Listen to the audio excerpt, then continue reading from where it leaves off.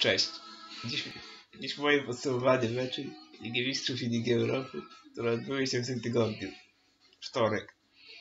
Chelsea Londyn, Stade Rennais. Chelsea Londyn pewnie wygrało mecz. Gole strzelali Callum Hudson-Odoi, Olivier Giroud. Dynamo Kijów, Barcelona. Barcelona pewnie wygrała mecz. Gole strzelali Sergino Dest, Martin Braithwaite 2, Antoine Griezmann. Borussia Dortmund, Klub Brugge. Borussia pewnie wygrała mecz. Gole strzelali Erling Haaland, Jadon Sancho.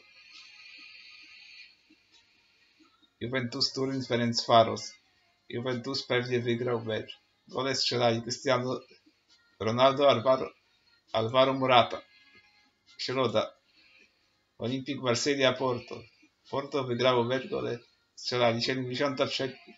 9 minuta Zaidu Sanusi, 72 minuta Sergio Oliveira. Real Madrid, Inter, Mediolan. Królewscy wygrali pewnie i zagrali bardzo dobry mecz, kontrolując przebieg meczu od początku. Choć mogło być więcej goli, ale nie zawsze się da, zależy od meczu. Inter od 33 minuty grał w 10 po faulu Arturo Vidala. Gole strzelali 7 minuta Eden Hazard, 50 minuta samobój Achraf Hakimi. Najważniejsze to wygrany mecz i 3 punkty. Bayern Monachium, RB Salzburg. Bayern pewnie wygrał mecz. Gole strzelali 42 minuta Robert Lewandowski, 52 minuta Kingsley Coman, 68 minuta Leroy Sané. Honorowego gola dla Salzburga, 73 minuta strzeli Bergim Berisha. Lokomotiv Moskwa, Atletico Madryt. Mecz zakończył się remisem, ale Lokomotiv kontrolował cały czas, dobrze interweniując przy sytuacjach strzału rywala pod bramką przy dobrze funkcjonującej obronie. Bardzo dobry mecz zagrali Grzegorz Krychowiak i Maciej Rybus. Czwartek. Braga, Leicester City. Mecz zakończył się wynikiem 3-3, ale był ciekawym widowiskiem. Dla Bragi strzelali Ali El Musrati, Paulinho, Fran Sergio Barbosa, a dla Leicester City Harvey Barnes, Luke Thomas i Jimmy Vardy. Arsenal Londyn Molde. Arsenal Londyn pewnie wygrał mecz. Gole strzelali Nicolas Pepe, Reiss Nelson, Folarin Balogun.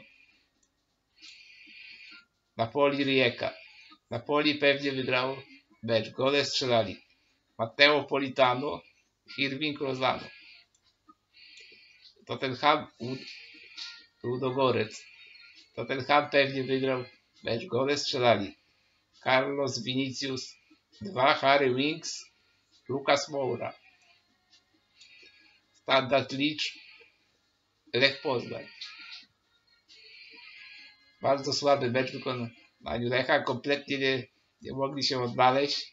Nie mieli pomysłu na grę i rozegranie. Byli bezradni. Jakby nie bramkarz Filip Bednarek, który miał kilka dobrych interwencji, wynik byłby o wiele gorszy. A ostatecznie zakończył się wynikiem 2-1.